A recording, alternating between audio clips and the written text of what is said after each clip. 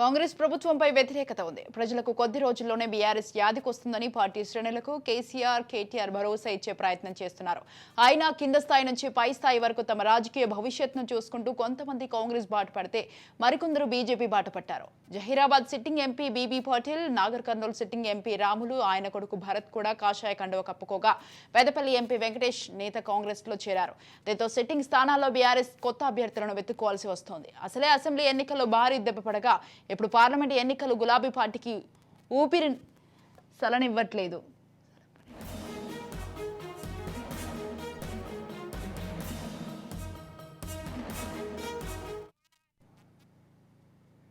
Right, ఈ విషయంపై పూర్తి సమాచారం అందించడానికి మా ప్రతినిధి మహేందర్ రెడ్డి ఫోన్ లైన్ లో ఉన్నారు. మహేందర్ రెడ్డి, పార్లమెంట్ ఎన్నికల ముందు బీఆర్ఎస్ ఒక అగ్ని పరీక్ష ఎదుర్కొంటుందనుకోవచ్చు. జరుగుతున్న పరిణామాలను చూస్తే కూడా ఇప్పటికే అసెంబ్లీ ఎన్నికల్లో ఓటమి పాలైనటువంటి బీఆర్ఎస్ పార్టీ ఇప్పుడు పార్లమెంట్ ఎన్నికల ముందు ఈ అగ్ని పరీక్షను ఎదుర్కోవాల్సినటువంటి పరిస్థితిని ఆ సొంత పార్టీ నేతలు తీసుకుంటున్నట్టున్నారు. 17 నియోజకవర్గాల్లో పోటీ చేయడానికి అభ్యర్థులు కరువయ్యారంటే బీఆర్ఎస్ పరిస్థితి ఏ రకంగా ఉందో మనం చూసుకోవచ్చు.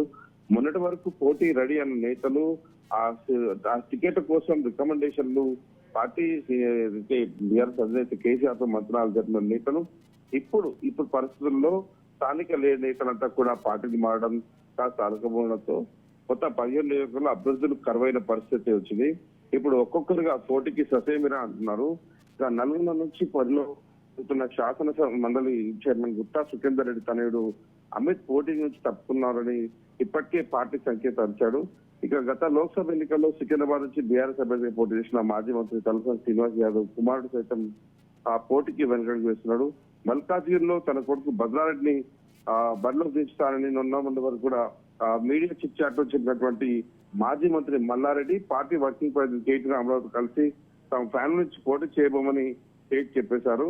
చేవెళ్ల సిట్టింగ్ ఎంపీ రంజిత్ రెడ్డి సైతం ఇక్కడ ఆదరణ ఉన్నప్పటికీ తన పోటీకి సిద్ధంగా లేనని చేయించుకున్న సర్వేలు కూడా పార్టీ పరంగా తనకు వ్యక్తిగతంగా ఉన్న పార్టీ పరంగా తనకు వ్యతిరేకంగా వస్తున్న 3వ ప్లేస్ కు వస్తున్న నేపథ్యంలో తను కూడా పోటీ చేయలేని సంకేతాలు కూడా ఇస్తున్నారు.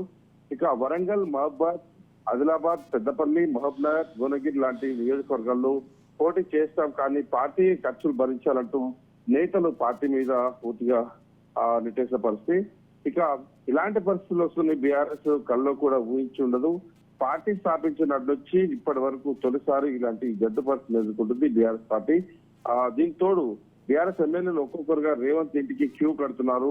పార్టీలో ఉంటూనే మీకు తోడుగా ఉంటామని బీఆర్ఎస్ ఎమ్మెల్యేలు రేవంత్ రెడ్డి కలవడం కూడా కలవడానికి ఒక దారి తీసిన పరిస్థితి.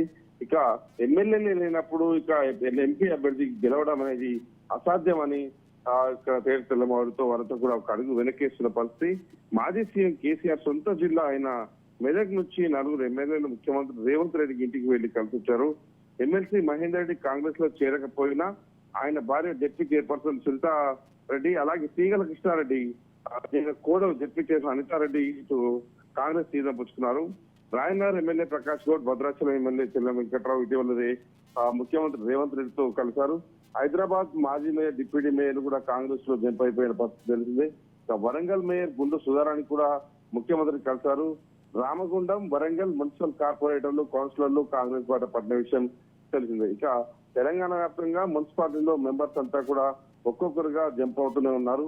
కాంగ్రెస్ ప్రభుత్వంపై వ్యతిరేకత ఉంది. ప్రజలకు కొద్ది రోజులు బీఆర్ఎస్ వ్యాధికి వస్తుందని పార్టీ శ్రేణులకు కేసీఆర్, కేటీఆర్ భరోసా ఇచ్చే ప్రయత్నం చేస్తున్నప్పటికీ కింది స్థాయి నుంచి పై స్థాయి వరకు నేతలంతా కూడా తమ భవిష్యత్తును చూసుకుంటున్నారు.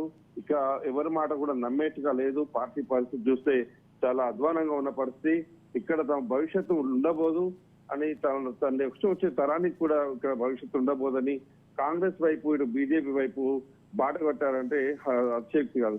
ఇక తమ రాజకీయ భవిష్యత్తు చూసుకుంటూ కొంతమంది కాంగ్రెస్ బాట పడితే మరికొందరు బీజేపీ బాట పట్టారు. Zaheerabad sitting MLA MP BB Patil, Nagar Kurnool sitting MP Ramulu, ఆయన కొడుకు భరత్ కూడా కాషాయ కండువా కప్పుగా పెద్దపల్లి ఎంపీ వెంకటేష్ నేత కాంగ్రెస్ లో చేరారు. దీంతో సిట్టింగ్ స్థానాల్లో బీఆర్ఎస్ కొత్త అభ్యర్థులు వెతుక్కోవాల్సి వస్తుంది. అసలే అసెంబ్లీ ఎన్నికల్లో భారీ తెప్పబడగా ఇప్పుడు పార్లమెంట్ ఎన్నికలు గులాబీ పార్టీకి ఊపిరి దాదాపు ఒక ముచ్చంటలు చూపిస్తున్న పరిస్థితి కనిపిస్తుంది. Right, thank you Mahender, thanks for the details.